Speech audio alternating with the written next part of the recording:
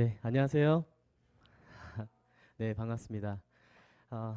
어제 제가 좀 잠시나마 좀 뵌 분도 있고요. 그렇죠? 같이 설교를 통해서 또 팀스 시간을 통해서 좀 얼굴을 좀 익힌 분도 계시고 또 오늘 또 처음 뵙는 분도 있는 것 같아요. 그래서 간단하게 인사드리도록 하겠습니다. 저는 이름은 이관태고요. 현재 일산교회에서 부목사로 봉사하고 있습니다. 어, 여러분들과 같은 그 시기를 여기 서액트에서 보냈습니다. 그때는 요 신디가 이제 이쪽에도 있었고 그리고 그때 그 정수기 그대로 그래서 물맛도 그대로 너무 좋고요. 어제도 그랬고 오늘도 마찬가지로 여기 계단을 올라오면서 다시 한번 예전의 그 시기를 좀 생각해 볼 수 있었어요. 그래, 그때 액트교회 계단 높았었지. 여전히 높고 그리고 지금까지도 믿음으로 잘 이 교회를 지켜주신 우리 선배님들도 좀 만나게 돼서 참 반가웠습니다. 그리고 어느덧 액트에서 서로 만나서 또 우리 결혼을 한 분들도 있죠. 그렇죠? 방금 들어왔는데 우리 김영로 집사님 안녕하십니까? 네. 사실 저도 액트에서 만나서 이제 결혼까지 하게 된 케이스이기 때문에 우리 여러분들도 하나님께 간절히 기도하시면서 또 믿음 안에서 결혼 배우자도 잘 만나셨으면 좋겠네요. 어, 저는 액트 활동을 하면서 많은 생각을 뭐 하진 못했습니다. 저는 액트 활동하면서 굉장히 분주했고 그리고 어떤 신앙적인 생각을 많이 하기보다는 그냥 친구들이 좋고 동생들이 좋고 선배들이 참 좋았어요. 어, 하지만 그 가운데서도 말씀이 간간히 제 마음속에 들어오곤 했었는데 그래서인지 제가 지금은 하나님의 말씀을 전하는 사람이 되었습니다. 참 감사한 일 아니겠습니까? 지금 여기 앉아 계신 우리 서중한 액트 우리 청년분들도 어쩌면 지금은 내가 과연 무슨 일을 할 수 있을까? 아마 진로에 대한 고민들이 참 많으실 텐데 하나님께서는 여러분들을 어떻게 사용하실지 우리 자신도 잘 몰라요. 하지만 하나님께서는 여러분들의 각각의 마음을 살피시고 계획하고 계시다는 것을 믿으시고 이 젊은 시기를 서액트에서 정말 믿음 안에서 잘 자라나셨으면 좋겠습니다. 네, 간단하게 제 소개를 좀 마치고요. 바로 말씀을 좀 전하도록 하겠습니다. 오늘 하나님의 말씀은 요한복음 5장 1절부터 9절에 있는 말씀인데요. 우리가 교독을 했기 때문에 그 성경책을 피시고 5절만 한번 다시 한번 읽고 시작을 하도록 하겠습니다. 요한복음 5장 1절부터 5절까지만 읽도록 할게요. 제가 읽겠습니다. 그 후에 유대인의 명절이 있어 예수께서 예루살렘에 올라가시니라. 예루살렘에 있는 양문 곁에 히브리 말로 베데스다라 하는 못이 있는데 거기 행강 5이 있고 그 안에 많은 병자, 소경, 절뚝발이, 혈기 마른 자들이 누워 물의 동함을 기다리니 이유는 천사가 가끔 못에 내려와서 못을 동하게 하는데 동한 후에 먼저 들어가는 자는 어떤 병에 걸렸든지 낫게 되밀어라. 거기에 38년 된 병자가 있더라. 오늘은 베데스다 이야기를 좀 해보려고 합니다. 내용은 우리가 익히 알고 있기 때문에 한번 그 부분들에 대해서 상상을 하면서 들어보시면 더 좋을 것 같아요. 그리고 거기에서 하나님께서 나 자신에게 하는 음성을 들어야 참된 예배입니다. 아시겠죠? 여러분들이 이 성경에 대해서 어떻게 생각하느냐라고 질문을 했을 때 답을 하신다면 굉장히 많은 답을 할 수 있을 거예요. 근데 제가 최근에 한 친구한테 이 성경은 어떤 책이냐라고 제가 물어봤거든요. 자, 그러면 여러분들은 어떻게 생각하세요? 이 성경은 어떤 책이죠? 그냥 뭐 교과서적인 대답보다는 그냥 내가 생각할 때 이 성경책은 나에게 이러한 의미다. 뭐 소통하기 쉽지는 않겠지만 우리 안재 집사님이신가요? 네, 우리 안 집사님 어떻게 생각하십니까? 성경은 어렵다 나에게. 맞아요. 네. 혹시 또 우리 누구 있죠? 에덴 친구? 네. 성경은 우리 에덴 친구한테는 어떤 의미예요? 많은 교훈을 준다. 그렇죠? 맞아요. 성경은 굉장히 많은 교훈을 담고 있죠. 그런데 우리가 잊어서는 안 되는 게 있어요. 성경에서 우리에게 정말 말하려고 하는 것은 무엇이냐면 이 성경 안에 생명이 있다라는 겁니다. 생명. 그것을 잊어서는 안 돼요. 이거는 우리가 단순하게 도덕책으로 여기는 경우가 참 많거든요. 저도 때로는 설교를 하고 또 말씀을 전하고 묵상하고 이러면서 그래, 내가 오늘 이 성경책 봤으니까 나 오늘 이렇게 살아야지. 이러한 도덕적인 결심으로 마칠 때가 저도 굉장히 많거든요. 근데 사실 하나님께서는 우리에게 도덕적인 규율을 주시려고 이 성경을 주신 거 맞나요? 아닌가요? 그 정도는 아니에요. 이 성경은 하나님께서 우리를 정말 살리시기 위해서 기록하신 책이에요. 그래서 여러분들 우리 정말 행복하고 싶지 않습니까? 행복하고 싶죠. 그리고 때로는 성공하고 싶고 뭐 기쁨이 넘치길 바라는데 그러한 것들은 사실 하나님 말씀을 통해서 우리가 경험할 수 있는 것들이에요. 이 세상에서는 그런 것들을 경험하지 못해요.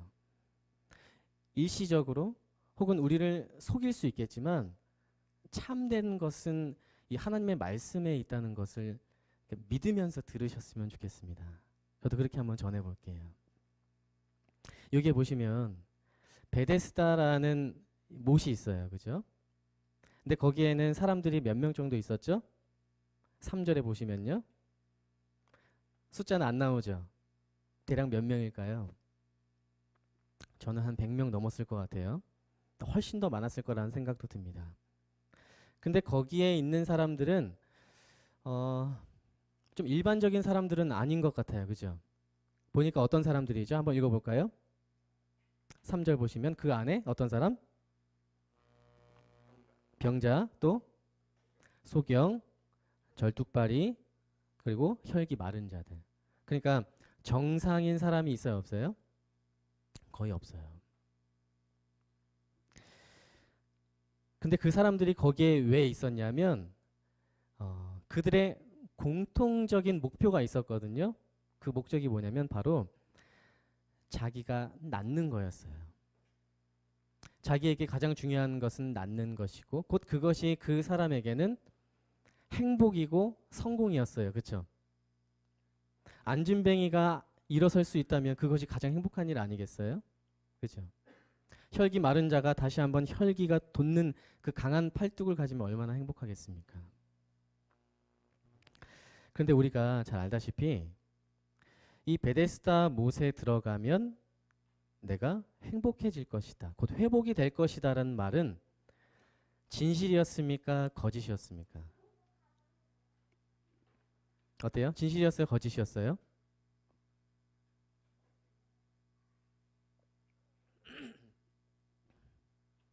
베데스다 연못에 들어가면 낫는다라는 말은 미신이었습니다. 미신이었어요.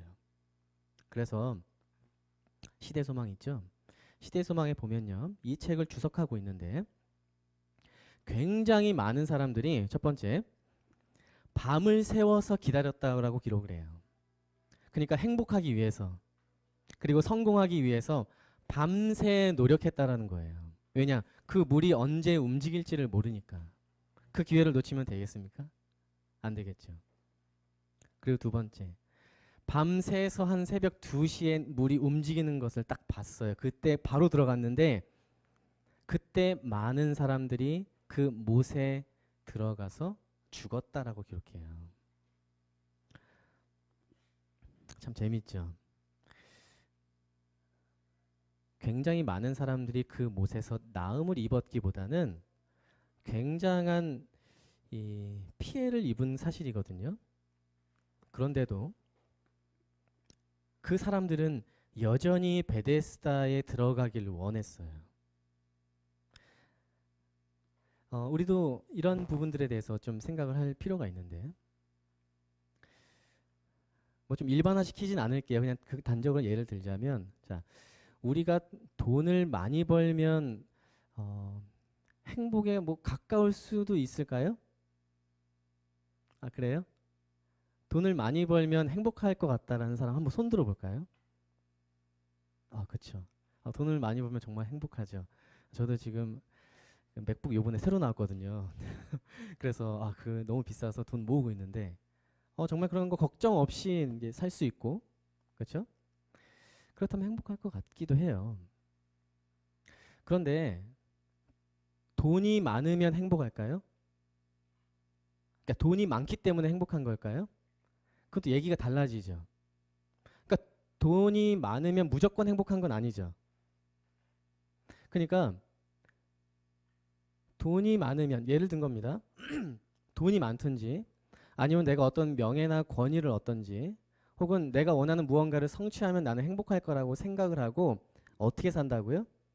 밤을 새서 노력한다는 거예요. 그죠? 그런데 그 위치에 먼저 경험한 사람들도 있거든요. 그죠? 정말 내가 원하는 부를 먼저 누리고 있는 사람.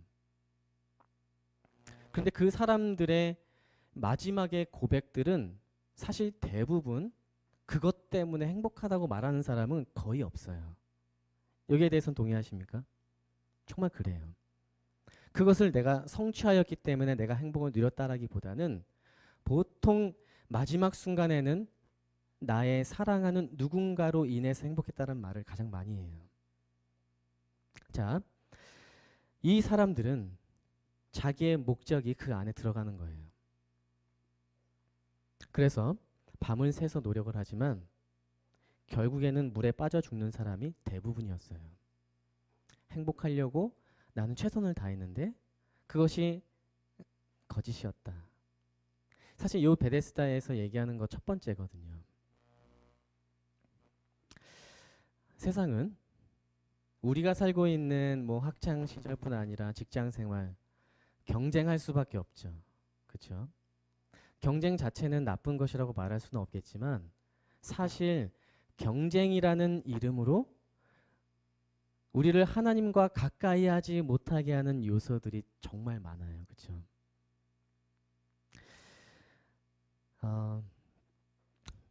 좀 제 얘기를 좀 해야 될 것 같습니다. 우리 청년분들 요즘은 어떤지 모르겠어요. 혹시 뭐 요즘은 그런 일 없을 거고 예전에 깡패를 만나본 적 있으세요? 좀 안제 조금 만나봤을 것 같기도 아닌가요? 혹시 만나보신 분 있습니까? 좀 말하기 좀 그런가요? 혹시 뭐 이렇게 돈을 이렇게 뜯어본 적 없으시죠? 저는 어, 주변 친구들한테는 나 지나가다가 깡패 만났다 뭐 이런 얘기 있었어요. 저희 어렸을 때는. 근데 저도 한 번 만나봤습니다.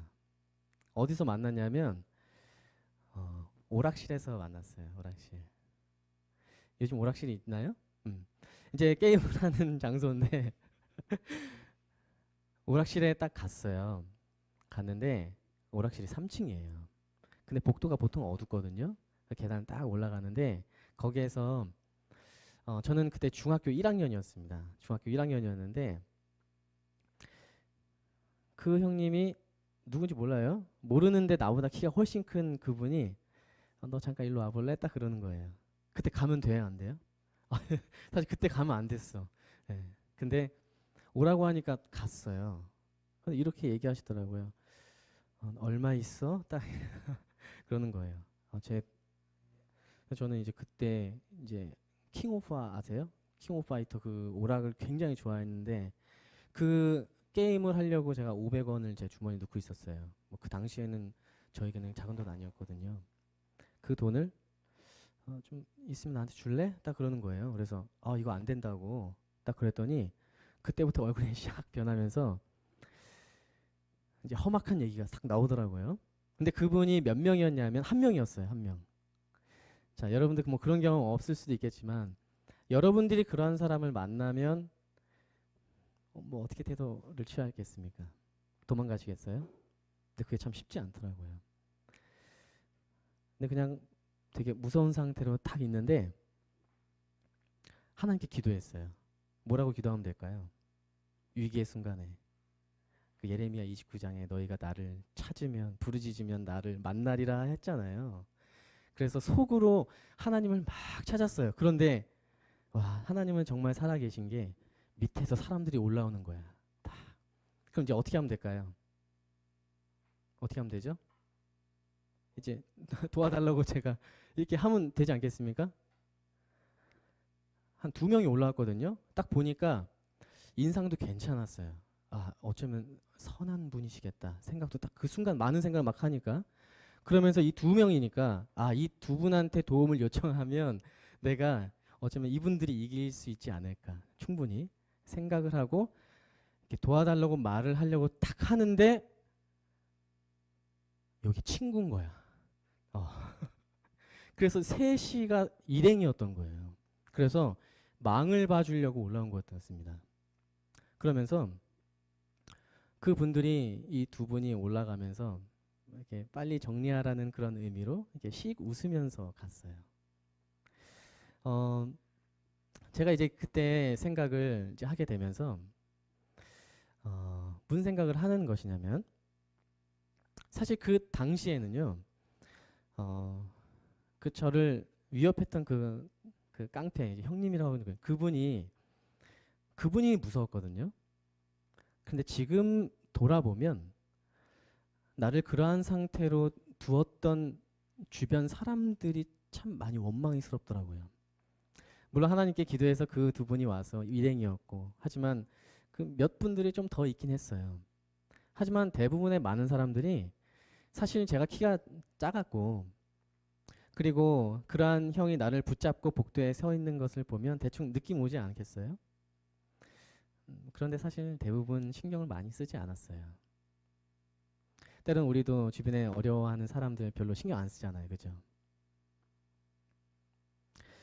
강우가 가끔, 제 아들이거든요. 첫째 아들 5살인데 가끔 이런 얘기를 물어봐요. 뭐라고 하냐면 자꾸 저보고 사자를 이기냐고 물어봐요.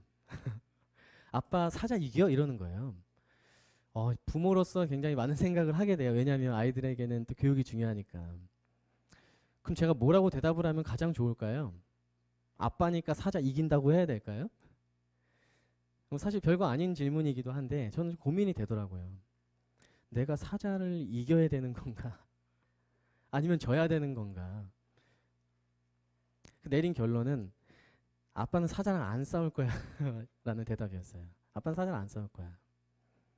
이길 수 있는데, 이런 얘기는 해요. 근데 이길 수 있는데 아빠 안 싸워. 왜냐, 사자도 착한 사자일 수 있잖아. 싸우지 않겠다고 얘기를 하거든요. 제가 이런 얘기를 하는 게 무엇이냐면,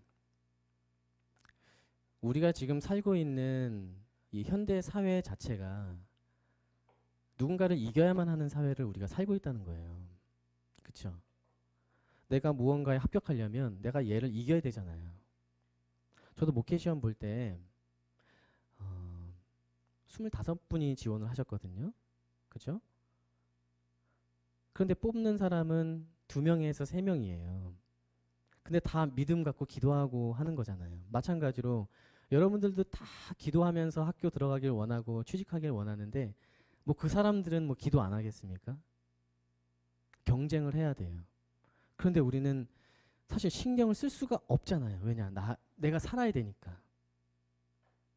마찬가지로 이 본문에 있는 이 38년 된 병자의 입장에 보니까 이 사람은 날 때부터 병자는 아니었는데 이 오랜 세월을 이 베데스다 못에서 보낸 거예요. 자, 그러면 질문이거든요. 자, 베데스다 연못에 있었던 이 38년 된 오래된 이 병자는 왜 베데스다에 들어가지 못했을까요? 현우, 왜 못 들어갔을까?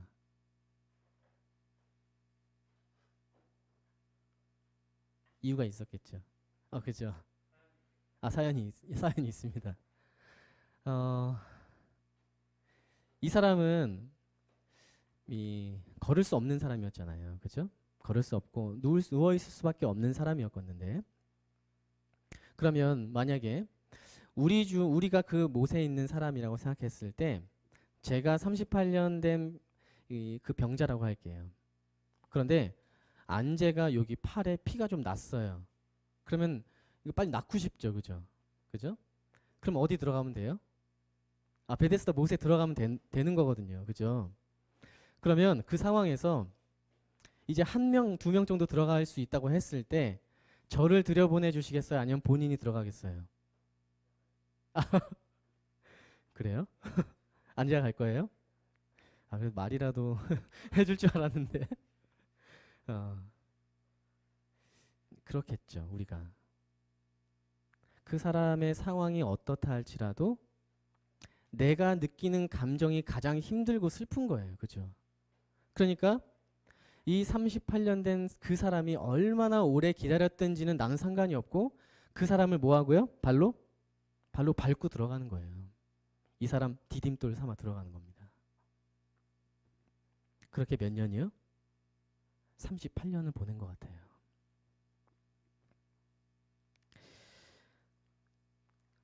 이 적자생존이라는 이 표현 있잖아요.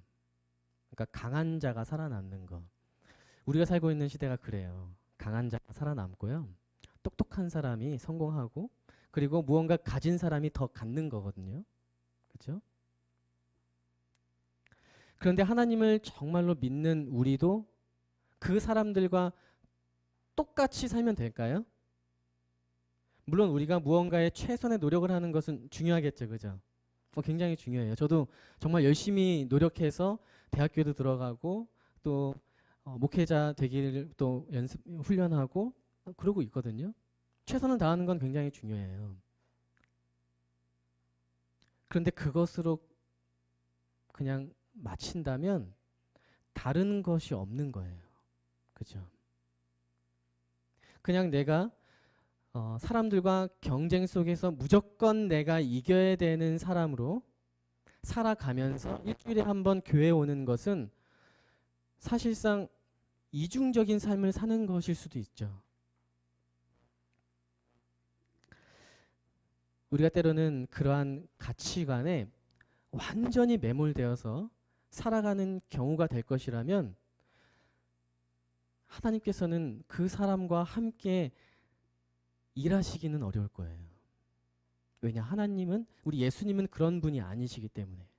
왜냐하면 거기 베데스다 연못에 있는 사람들 모든 사람이 어딜 향해 있어요? 만약에 이 장면을 그림으로 표현한다면 모든 사람의 뒤통수밖에 볼 수 없었을 거예요. 그렇죠? 모든 사람들은 다 성공과 행복과 부와 명예에 그 베데스다라는 못에 이렇게 방향이 설정돼 있어요. 근데 오직 그 방향으로 설정되지 않은 분이 딱 한 분인데 그분이 예수님인 거예요. 예수님의 방향은 그 방향이 아니었어요. 예수님의 방향은 누워있는 자의 방향이었고 그리고 추후에 이 병자를 낫게 했을 때 보실래요? 여기에 보시면 8절에 보시면요. 예수께서 가라사대 일어나 내 자리를 들고 걸어가라고 했을 때 어디로 걸어가겠어요? 자리를 들고 베데스다 연못으로 들어가겠어요? 아니죠. 방향이 같아요, 반대예요? 반대 방향으로 가라고 하는 거거든요.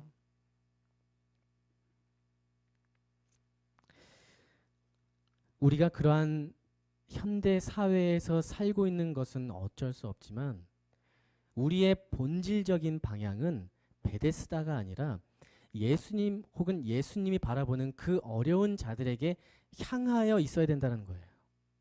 그것이 굉장히 중요할 겁니다. 그런데 그러한 잘못된 가치관이 경쟁이라는 이름으로 우리의 삶에 정당화되어 있다 보니까 아무도 모르는 거예요. 얘가 돈 때문에 사는 건지 아니면 정말 하나님의 영광을 위해서 최선을 다하는 건지 아무도 몰라요. 나와 하나님만 아는 거예요. 그런데 이러한 것들이 문제가 되는 이유는 무엇이냐면 그러한 생각과 가치관들이 우리가 살고 있는 시대뿐 아니라 어디에도 들어와요? 때로는 교회에도 들어온다는 겁니다. 예를 들어서 교회에 누가 딱 온다고 했을 때 어떤 사람이 왔으면 좋겠어요. 이렇게 막 허름하고 가진 것 없는 사람이 오는 것과 굉장히 멋있고 또 예쁘고 뭐 조금 갖춘 사람이 오는 것과 대하는 태도가 우리는 같을까요, 다를까요? 우린 굉장히 다를 거예요. 그렇죠? 그리고 저 또한 그랬습니다. 외모가 좀 더 좋아 보이고 또 학력이 좋고 그런 사람들을 대하는 태도가 다른 거예요. 요즘 이제 저는 이제 일성교회에서 봉사를 하다 보니까 집사님들과 대하는 경우가 많은데 그 아이를 이제 양육하고 있는 부모님들이 고민이 참 많은 거예요. 왜냐하면 아이들이 초등학교 학교 아이들이 학교에 가면 예를 들어서 초등학생이 이제 학교 갔어요. 친구 만났죠. 그럼 친구한테 어떻게 말 걸래요? 안재밖에 몰라가지고 어떻게 말을 걸면 될까요? 뭐 안녕, 난 누구 누구야, 난 몇 살이야, 뭐 이렇게 나는 몇 학년 몇 반 뭐 이렇게 얘기하지 않겠습니까? 근데 요즘 애들은 처음에 대화할 때 달라요. 놀라지 마세요. 딱 그 아이 보고요. 너는 어디 아파트 살아? 이거 먼저 물어본대요. 진짜로. 그래서 너 자이 아파트 살아? 뭐 레미안 아파트 살아? 그게 검증이 돼야 친구가 되는 거예요. 이게 어린아이들이 그러한 삶을 어려서부터 지금 겪고 있어요.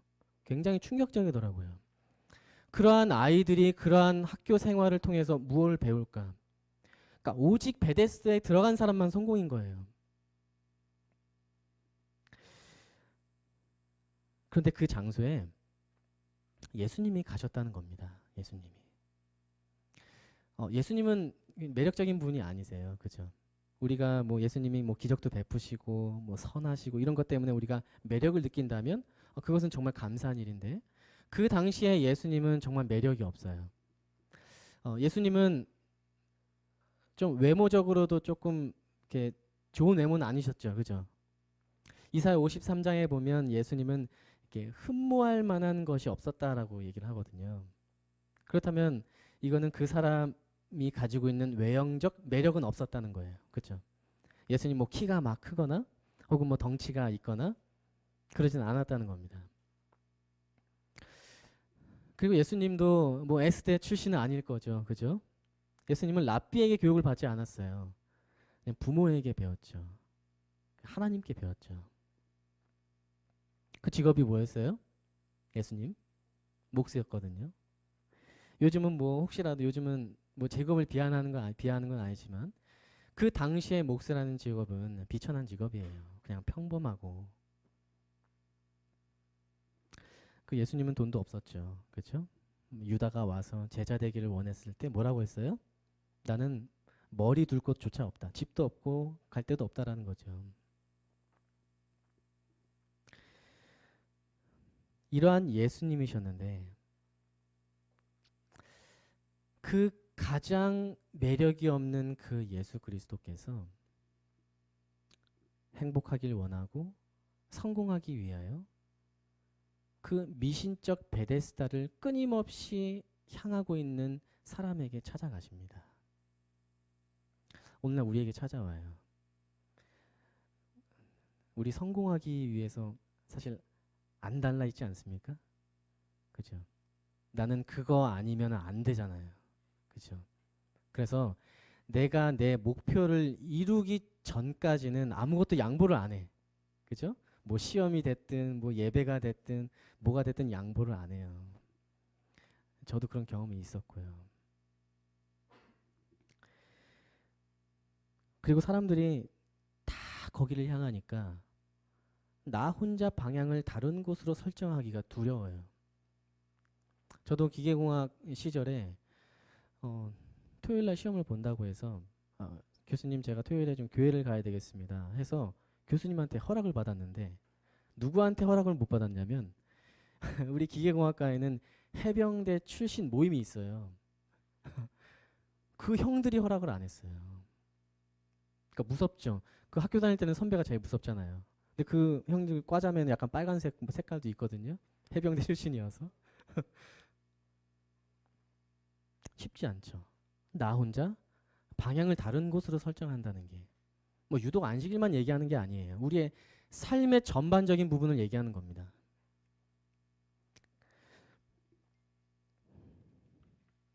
그런데 예수님을 만난 사람들은요. 그 방향을 다르게 설정했어요. 그렇죠? 뭐 바울과 같은 사람은 뭐라고 했습니까? 그 하나님 성경을 아는 것, 예수님을 아는 것이 가장 고상하다고 얘기하면서 그 뭐의 다른 것들은 해로 여긴다고 말씀하셨어요. 그리고 때로는 이게 배설물이라는 표현까지 쓰시면서 자신의 방향이 어디에 정확하게 설정되어 있는지를 우리에게 알려주셨어요. 그런데 그것이 나에게 갈라디아서 6장 14절에 보면 가장 큰 자랑이라고 얘기했어요. 저는 우리 모든 청년분들과 또 제가 그 예수님과 함께 하는 그 방향과 하는 모든 일들이 자랑이 되었으면 좋겠습니다. 여기에 보면요. 이 병자가 38년이라는 기간 동안 힘들어했어요. 그러니까 38년 동안 병 때문에도 아파했겠지만 무엇 때문에도 아팠을까요? 아까 안재가 여기 다친 자기의 병을 낫게 하기 위해서 저를 짓밟는다고 얘기했죠? 고개를 끄덕입니까? 마음의 상처도 많았을 거예요. 그죠? 나랑 같이 막 대화도 하고 같이 아픈 처지니까 그죠? 때로는 공감도 해주고 하다가 물이 동하니까 나를 발로 차고 들어갔던 그 동료들에 대한 마음의 상처도 있지 않을까요?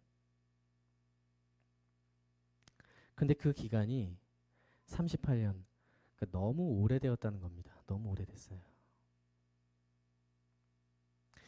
사람이요, 이렇게 익숙해지기 마련이에요. 그래서 우리가 말씀을 단 한 번으로 우리의 삶에 변화되기는 어려워요. 저도 말씀 한 구절 때문에 내 인생이 전반적으로 완전히 뒤집힌 적은 저는 없어요. 저는 없습니다. 물론 그런 극적인 경험을 할 수도 있겠지만 내가 평생을 그렇게 살았는데 단 한 번에 내 방향을 설정할 수 있을까? 예수님을 만나면 그건 가능합니다. 그리고 내 마음을 전적으로 맡기셔야 돼요. 이 병자는 그 육신의 병과 그 마음의 병, 곧 죄의 병이 너무 오래되었어요. 그래서 예수님을 만났음에도 불구하고 방향을 이 반대로 설정했을까요? 안 했을까요? 한번 볼까요? 본문을 볼게요. 6절 보시면요. 한번 같이 한번 읽어보겠습니다. 요한복음 5장 6절인데요. 시작. 예수께서 누운 것을 보시고 병이 벌써 오랜 줄 아시고 이르시되 내가 낫고자 하느냐. 예수님이 물어보시죠. 그렇죠? 그러니까 아픈 거 뻔히 아는데 물어보는 거잖아요. 왜 물어본지 아세요? 그 다음에 성경절을 보면 그 의도를 알 수 있어요. 7절입니다. 같이 한번 읽어볼게요. 병자가 대답하되 시작.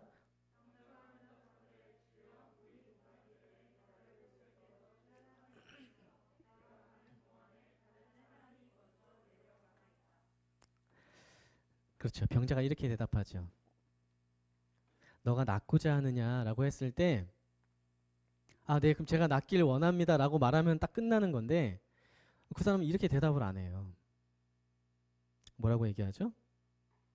굉장히 그 사회에 완전히 녹아들어 있는 대답을 하는 거예요. 예수님, 내가 이렇게 된 것은 나를 못에 넣어줄 사람이 없어서 다른 사람이 먼저 들어갔기 때문에 내가 못 낫고 있다라는 거예요.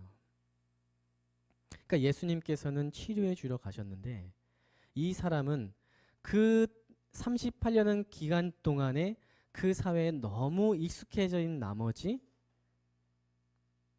이상한 얘기를 하는 거죠. 그 상황에서도 마저도 그러니까 예수님을 만난 그 상황에서조차도 자기의 갈망을 표현하는 겁니다. 예수님, 나를 이 못에 넣어달라는 거예요. 정말 그렇지 않습니까? 예수님이 나에게 찾아왔는데 내가 예수님에게 바라는 것, 곧 예수님은 나에게 가장 좋은 것을 주시려고 나에게 찾아오시는데 내가 예수님에게 바라는 것은 여전히 베데스다라는 겁니다. 하나님 참 좋은데 그래도 내가 이거 하고 싶어요. 내가 여기 들어가고 싶어요.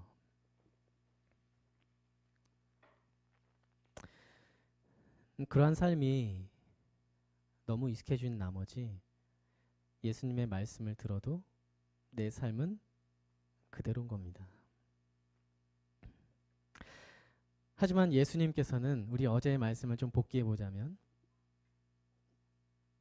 하나님의 음성을 거절하는 자에게 예수님은 그 마음이 점점 더 커졌습니까? 작아졌습니까? 점점 더 커졌어요. 그 종을 반복해서 다시 보내고 다시 보내고 마지막 자기가 가장 사랑하는 존재까지 보낼 정도로 그 사랑의 마음은 끊임없이 그 죄인을 향해 계신데 마찬가지로 이 사람이 예수님의 질문에 대하여 동문서답했을지라도 예수님은 이 사람을 포기하지 않으세요. 그래서 우리가 오늘 이 자리에 있을 수 있는 겁니다. 예수님이 지금도 저를 그리고 여러분들을 포기하지 않으시고 예수님께서 여러분들에게 가장 좋은 길, 가장 좋은 것을 주기를 바라세요. 그 선물 받으셔야 되지 않겠습니까? 시편 139편에 보면요. 여호와께서는 나를 감찰하시는 분이에요. 내 혀의 말을 다 아시는 분이에요. 그리고 하지 못하는 것이 없으신 분이라고 말하고 계세요. 모든 것을 아시고 하실 수 있는 그분이 우리를 포기하지 않고 우리를 사랑으로 인도하려고 하시는 겁니다. 예수님께서 오늘 여러분들에게 질문하고 계실 거예요. 너가 정말 낫기를 원하냐? 너가 참된 행복을 바라느냐 하면 예수님께 온전히 대답할 수 있어야 됩니다.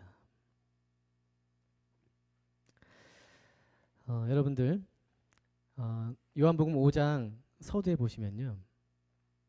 베데스다라는 못이 어디에 있었는지가 나오거든요. 한번 보실래요? 2절에 보시면요. 어디에 있죠? 예루살렘에 있는 어디 곁에? 양문 곁에 있었어요. 그러니까 그 베데스다 연못은 이 양문 곁에, 양문이 어떤 문이냐면요. 양이 들어가는 문이에요. 근데 그 양은 무슨 양일까요? 제물로 바칠 양이에요. 제사를 드릴 때 필요한 양이거든요. 다들 아시겠지만 그 양은 뭘 의미하는 겁니까? 나의 죄를 대신해서 죽으실 이 메시아를 의미하는 거였잖아요. 그러니까 베데스다 곁에는 우리가 진정으로 바라봐야 될 그 양, 예수 그리스도가 늘 지나가던 곳이었다는 겁니다.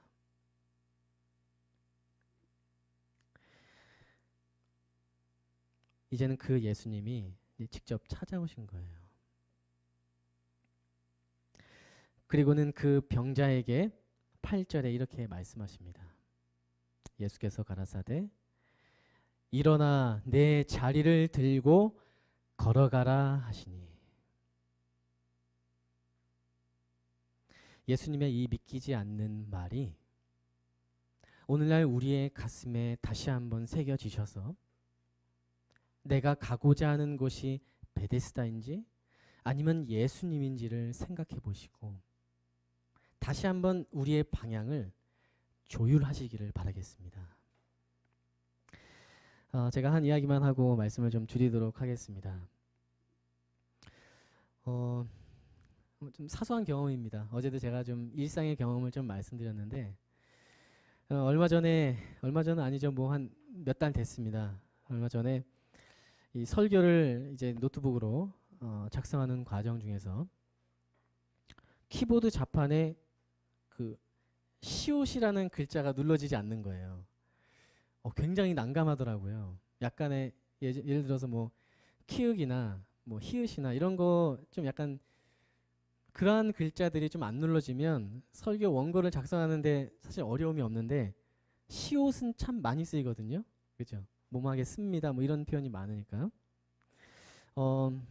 그래서 좀 세게 누르니까 뭐 좀 되더라고요. 그런데 이게 점점 세게 누르니까 이제 아예 좀 망가진 것 같았어요. 그래서 고쳐야겠다는 생각이 들어서 맥북이거든요. 맥북 수리점에 전화를 했어요. 전화를 했더니 키보드 그 시옷 하나 고치는데 얼마인 줄 아세요? 15만 원이라는 거예요. 그 조그만 거 하나 고치는데. 그래서 뭐 그렇게 뭐 15만 원이나 합니까? 그랬더니 이거 바꿔야 된다고 그러시는 겁니다. 그래서 여러분들 고치겠어요? 안 고치겠어요? 15만 원. 너무 큰 돈이죠, 그죠? 그래서 이거 너무 이거 사기 같다 생각을 해가지고 그래 고치자 생각을 했어요. 또 제가 무슨 전공입니까? 기계공학 전공 아니겠습니까? 그래서 막 그 맥가이버 그런 음악 틀면서 땡땡땡땡 하면서 막 이렇게 해보려고 했어요.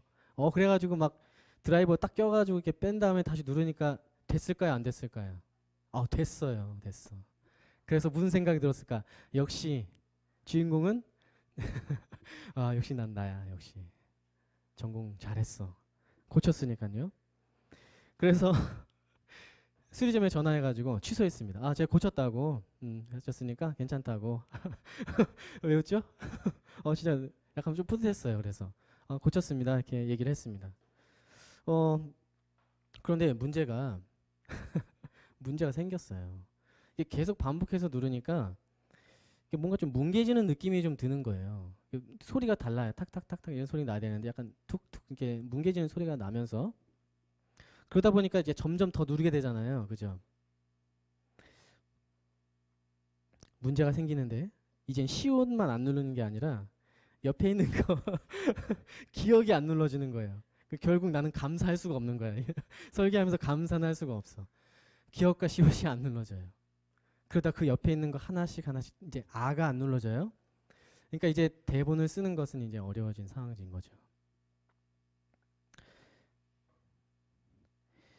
제가 참 많이 당황했습니다. 헤아려 보니까 이것은 그냥 우스갯소리로 들으세요. 근데 이게 거짓말은 아니에요. 그 시간이 38시간이었어요. 그러니까 그 시간이 저에게는 마치 이 말씀처럼 내 말은 무언가의 노력을 좀 해보고 싶었던 거거든요. 그런데 이거 제가 고칠 수 없다라는 걸 좀 느끼게 되더라고요. 전문가의 도움이 필요하다는 걸 좀 생각하게 되는데 제가 그분한테 다시 전화했어요. 이거 좀 쑥스럽게 전화했습니다. 이거 좀 안 되네요. 이러면서 전화했습니다. 그래서 왜 안 되는지 제가 물어봤어요. 물어봤더니 그분이 이런 말을 하더라고요. 그거요. 다 연결돼 있어요. 그러는 거예요. 그러니까 이거 시옷 하나가 망가져도 다 갈아야 된다는 거예요. 그러니까 이거 하나의 문제가 아니라 사실 전체적인 문제라고 얘기해 주는 겁니다. 저는 그 얘기 듣고요. 그분한테 참 죄송하더라고요. 모르면서 아는 척했고 뭔가 좀 해보려고 했던 것 같은데 제가 이 얘기를 왜 하냐면요. 예수님이 이 베데스다 사람을 고치시고 걸어가라고 한 다음에 나중에 교회에서 또 만나요. 그때 예수님이 그 베데스다 연못에서 만났던 회복된 병자에게 뭐라고 했는지 아세요? 뭐라고 할 것 같아요? 예수님 교회에서 다시 만났어요. 그러면 여러분들이 예수님이라면 그 친구한테 뭐라고 하겠어요? 뭐 좀 바라할 것 같습니까? 뭐 여러 가지 멘트를 할 수 있는데 예수님 뭐라고 하시냐면요. 14절에 그래요. 그 후에 예수께서 성전에서 그 사람을 만나 이르시되 보라 내가 나았으니 더 심한 것이 생기지 않게 다시는 죄를 범치 말라고 하세요. 더 심한 것이 생기지 않게 다시는 죄를 범치 말라는 겁니다. 이거 마치 어쩌면 하나님께서 이 사람에게 죄 짓지 말라고 이렇게 압박을 주는 것처럼 들릴지 모르겠지만 이 시옷을 기억하세요. 내가 가지고 있는 아직 버리지 않은 악한 마음과 그러한 습관 하나가 이 엘렌 G 화이트 영감의 글에 보면 그 습관 하나 때문에 하늘 문은 닫힐 수 있다고 얘기를 해요. 유다가 언제부터 예수님 죽이려고 했습니까? 그 마음에 품은 돈에 대한 그 욕심 그 하나가 그 사람의 하늘 문을 닫은 거 아니겠어요? 그 사람뿐만이 아니라 성경에 나와 있는 이 참 슬픈 인물들은 대부분 그랬습니다. 예수님이 그걸 아시는 거예요. 그래서 우리를 위해서 우리의 작은 것 그 하나가 나중에는 얼마나 번질 것인지를 예수님은 미리 아시기 때문에 그것을 위해서 하나님께 전적으로 맡기며 방향을 다시 돌리라고 얘기해 주고 계신 겁니다. 사랑하는 하나님의 귀한 우리 서액트 교회 청년분들, 지난 38년의 아픔을 더 이상 반복하지 않게 해달라고 하나님께 함께 기도하기를 간절히 바라겠습니다. 예수님의 방향으로 살게 해달라고 부르짖으시면 예수님이 이 병자에게 찾아오신 것처럼 여러분들에게 찾아오실 것을 저는 확신합니다. 38년 동안은 이 사람은 중풍병자였어요. 하지만 예수님을 만난 그 이후에는 새로운 인생의 첫 해가 시작이 되는 겁니다. 중풍병자로서의 39년의 삶이 아니라 이제는 새로운 한 해가 시작된다는 거예요. 저는 그런 새로운 한 해를 여러분들이 경험하게 됐으면 좋겠습니다. 그 1위를 우리 모두가 함께 만들길 간절히 바라면서 말씀 마치도록 하겠습니다. 기도하면 되겠죠? 아참미 합니까? 네.